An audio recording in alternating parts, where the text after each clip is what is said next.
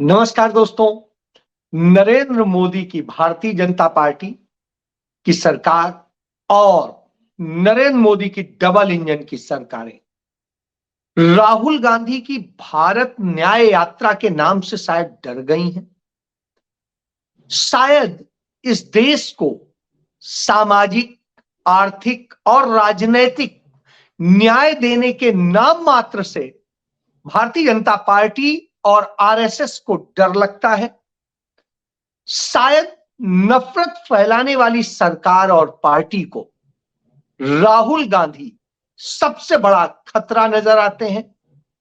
शायद भारतीय जनता पार्टी और नरेंद्र मोदी को मोहब्बत की से और इतना डर लगता है कि वो डर के कारण राहुल गांधी की भारत जोड़ो न्याय यात्रा को शुरू करने की अनुमति नहीं दे रहे हैं और उनकी अनुमति के आवेदन को निरस्त कर देते हैं।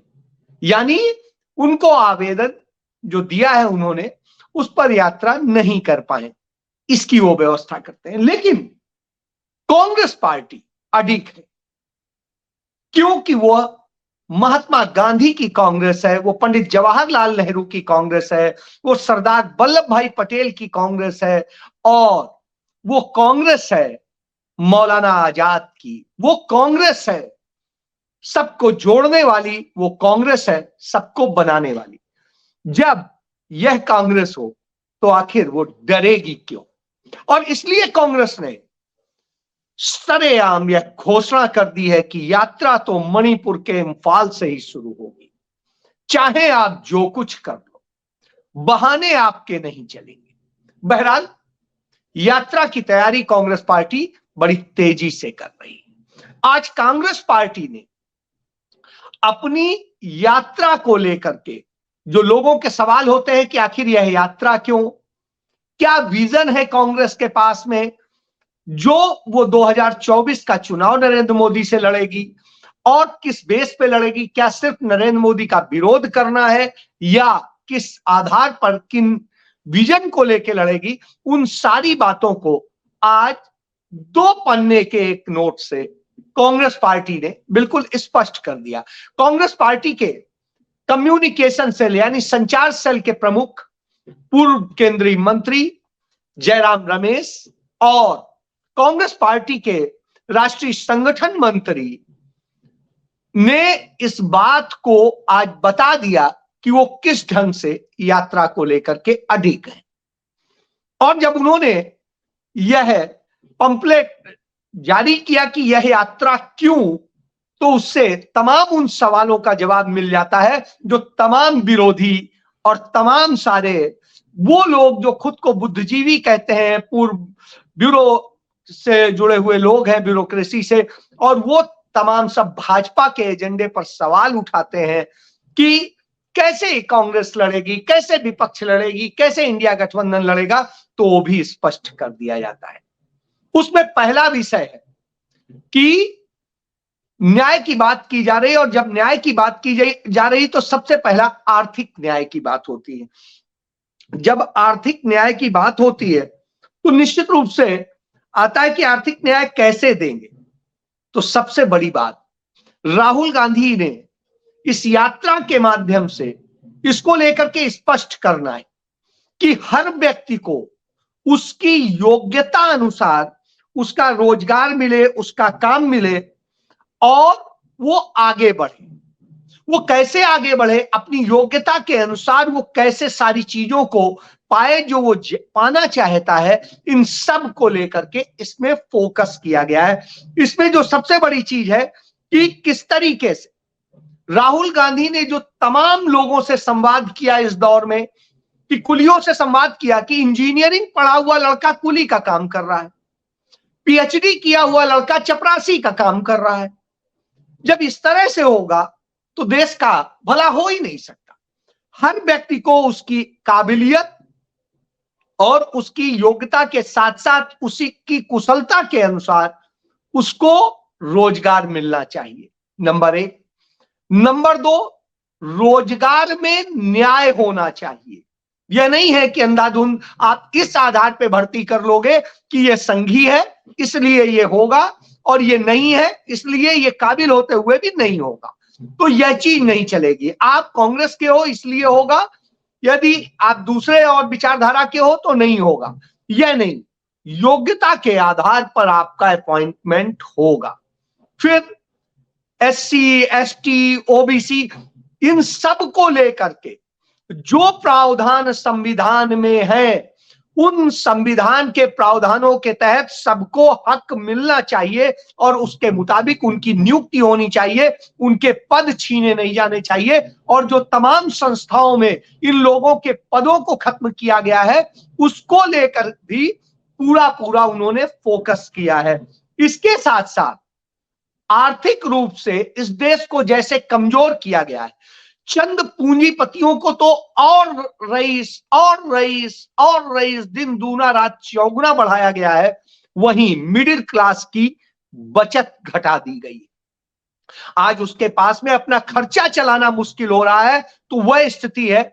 उसको लेकर के फोकस है। इसको लेकर के फोकस है कि जिस तरीके से गरीबों को, पिछड़ों को और सबको आर्थिक रूप से तंग किया गया है, बर्बाद किया गया है, उससे कैसे न्याय दिलाया जाए, कैसे सामाजिक आर्थिक न्याय की एक पूरी पृष्ठभूमि तैयार की जाए, इसको लेकर के राहुल गांधी ने फोकस किया है।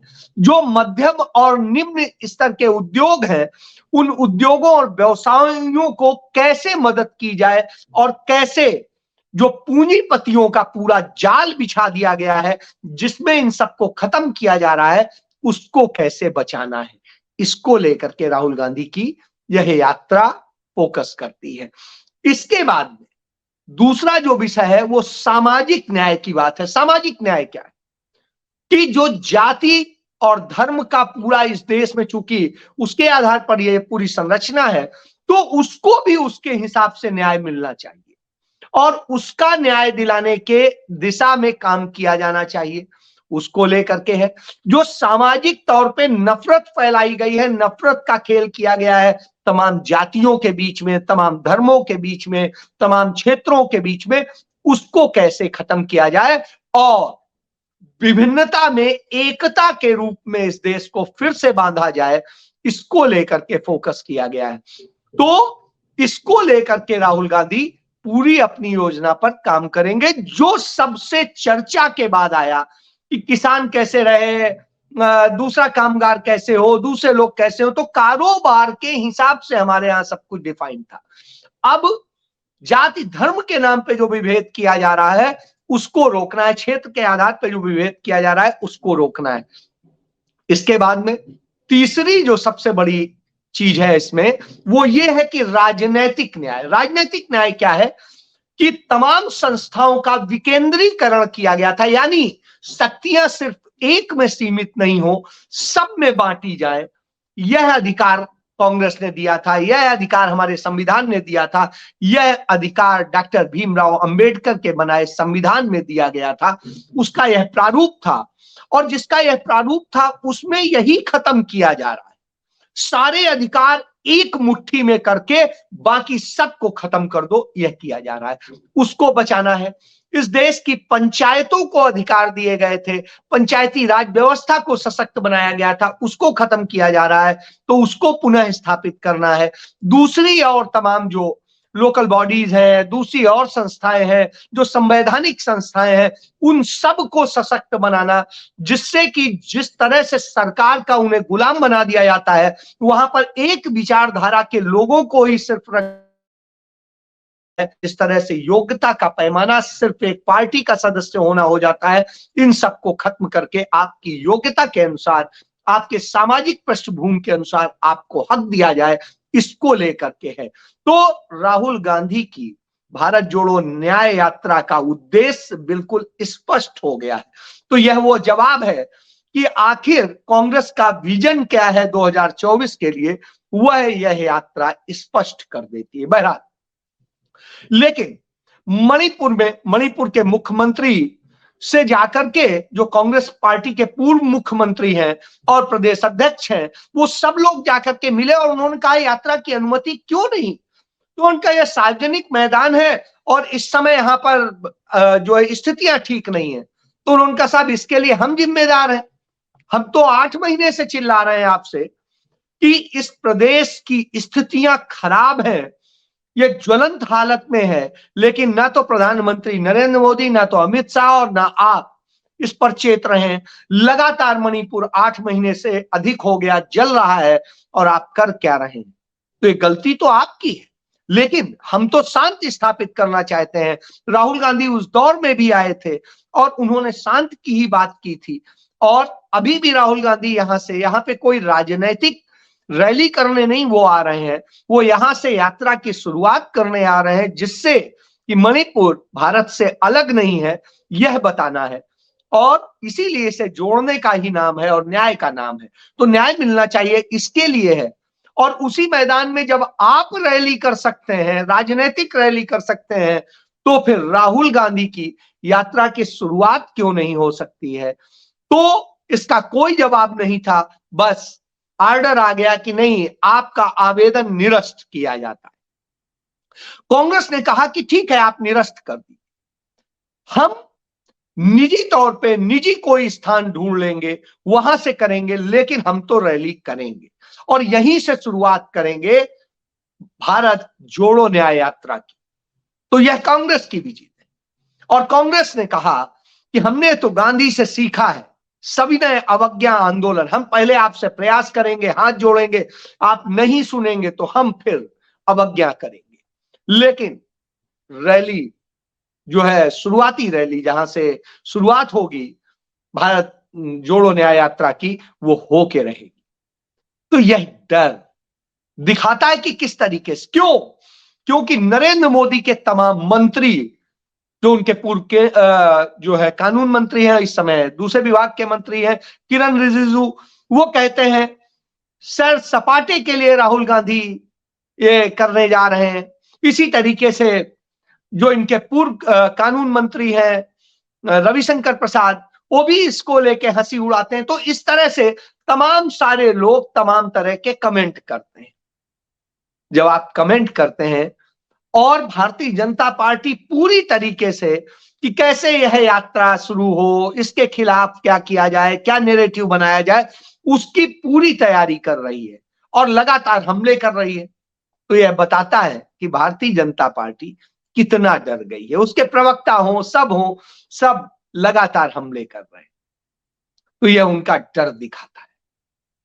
खुद नरेंद्र मोदी का डर दिखाता है। नरेंद्र मोदी आज फिर पूंजीपतियों के लिए गुजरात में एक आयोजन कर रहे थे, वाइब्रेंट गुजरात, और उसमें जिस तरीके से वो पूंजीपतियों को साधने का और सारा काम कर रहे थे, वो अपने आप में समझ में आता है कि वहां अदानी अंबानी जैसे सारे लोग इकट्ठा करके उन्होंने जो किया, और जहां वो हिंदुस्तान के भीतर मुसलमानों को यह कहते हैं कि कपड़ों से पहचाना जाता है, वहीं वहां के मंच पर वो यूएई के जो है सम्राट के साथ में जिस तरह से गले लगते हैं, जिस तरीके से झुकते हैं, वह बताता है कि किस तरह से वो एक डरे हुए व्यक्ति हैं, सिर्फ अपने फायदे के लिए कुछ भी कर सकते हैं, यह दिखाई देता है। चलिए, जब यह दिखाई देता है तो सवाल भी बहुत सारे आते हैं कि राहुल गांधी का इतना डर और सब कुछ ये क्यों है? क्योंकि मुकाबला वही कर सकते हैं और वही कर रहे हैं। आप लगातार जो है जिस तरह की बातें कर रहे हैं, जिस तरीके से आपके रविशंकर प्रसाद कहते हैं कि राहुल गांधी की न्याय यात्रा से लोगों का बहुत मनोरंजन होगा, तो ठीक है, मनोरंजन होगा तो होने दी, तब तो और अच्छा है, आपको अनुमति देनी चाहिए। लेकिन साहब, आप अनुमति नहीं देंगे, आप तो नफरत फैलाने का काम करेंगे। उमर खालिद को सुप्रीम कोर्ट जमानत नहीं देगा, उनकी जमानत पर सुनवाई भी नहीं करेगा, लेकिन भारतीय जनता पार्टी का कोई चिरकुट सा भी कोई व्यक्ति कितनी नफरत फैलाएगा, उसके खिलाफ पुख्ता सबूत भी होंगे, जमानत मिल जाएगी, लेकिन उमर खालिद जिसके खिलाफ कोई सबूत नहीं है, उसको जेल में रखा जाएगा। इसी तरीके से तमाम सारे लोग होंगे। क्यों? क्योंकि भारतीय जनता पार्टी में गौमूत्र पीने और गौमूत्र से नहाने वालों की संख्या बढ़ गई है। उनके तमाम जो है, जो खुद को साधु कहते हैं, यानी क्या क्या कहते हैं, वो जातिगत हमले करते हैं, धर्मगत हमले करते हैं और न जाने किस किस तरह के व्यवहार करते हैं और उन्हें पसंद किया जाता है। देश के तमाम डबल इंजन की सरकारों के राज्यों में हजारों हजार पद, सरकारी पद खाली पड़े हैं, हजारों हजार पद खत्म हो गए क्योंकि उनमें भर्ती नहीं हुई वक्त के अनुसार, तो इसलिए वो खत्म हो गए। इसी तरीके से भारत सरकार के लाखों पद खत्म हो गए और इन सब के बाद भी इस देश को बेरोजगारी में झोंकने का काम होगा, लेकिन रोजगार देने का नहीं होगा, पूंजीपतियों को साधने का होगा। तो यह स्थिति है। बेरोजगार बोलते रहेंगे कि अभी और कितना इंतजार। तो साहब 2 करोड़ रोजगार हर साल देने का वायदा करने वाली नरेंद्र मोदी सरकार इस देश के लोगों को 7 लाख रोजगार भी नहीं दे पाई। आप समझिए 7 लाख रोजगार उसने दिए हैं पूरे 9.5 साल। इससे आप समझ सकते हैं। तो इस तरह की स्थिति और दरिंदगी की स्थिति यह है कि महिलाएं, बच्चियां सब जिस तरह से शिकार हो रहे हैं, इसके उदाहरण सब जगह मिलते हैं। एक छोटा सा घटनाओं का जिक्र कर देता हूं कि बीकानेर में घर से दूध लेने गई 7 साल की बच्ची के साथ में रेप हो जाता है। इसी तरीके से श्री डूंगरगढ़ में एक बच्ची से रेप हो जाता है। इसी तरह उदयपुर में 3 साल की बच्ची से रेप हो जाता है। तो ये घटनाएं हैं कि सत्ता बदलते ही रेप होना और रेप करने वाले कौन कौन लोग हैं, इससे आप समझ सकते हैं। यह एक इनका सत्य है। और भाजपा का चरित्र क्या है? बिल्किस के साथ रेप करने वालों को बरी कर देते हैं, छोड़ देते हैं। और जब सुप्रीम कोर्ट ऑर्डर कर देता है तो आप सोचिए कि उनको सरेंडर करना है, सब कुछ करना है। तो उस जिले के, दमोह जिले के जो एसपी हैं, वो कहते हैं कि हमें तो कोई जानकारी नहीं कि सुप्रीम कोर्ट का कोई ऐसा ऑर्डर है। और साहब ऑर्डर की उन्हें जानकारी नहीं। फिर पूछा जाता है वो मुल्जिमान जो गए थे, का उनकी भी हमें कोई जानकारी नहीं। तो साहब मुल्जिमान की भी जानकारी भी नहीं है, उनकी भी जानकारी नहीं है, लेकिन बाकी सब जानकारी है। तो यह भारतीय जनता पार्टी है, इस तरह से करती है। 12 टन सोना भारत का बेच देती है और लगातार भारत का सोना बेचने का क्रम नरेंद्र मोदी सरकार कर रही है। यह स्थिति है। आज यह स्थिति हो गई है कि देश को बर्बादी में जब झोंकते हैं, तब हमें याद आता है कि पंडित नेहरू ने एक बहुत बड़ी बात कही थी, अगर पूंजीवादी शक्तियों को नियंत्रित नहीं किया गया तो अमीर को और अमीर, गरीब को और गरीब बना देंगे। तो इसलिए जरूरी है कि हम गरीब का संरक्षण करें। आप इन सारी चीजों को देखें। इनको चिंता नहीं है देश के स्वास्थ्य की, इनको चिंता नहीं है शिक्षा की, इनको चिंता नहीं है रोजगार की, इनको चिंता नहीं है आपके जीवन की। कोविड में जितने लोग मरे, इलाज नहीं मिला और दूसरी समस्याएं आई, वो सब हमारे सामने है। और इसमें जो सबसे बड़ी बात, पूरे मध्य प्रदेश में एक इकलौता सतना का मेडिकल कॉलेज बचा है और उस मेडिकल कॉलेज में भी स्थिति ये हुई, एमसीआई ने उसे दे दिया कि उसकी मान्यता रद्द कीजिए क्योंकि वो फुलफिल नहीं करता है तमाम सारे मेडिकल कॉलेज के जो तमाम चीजें।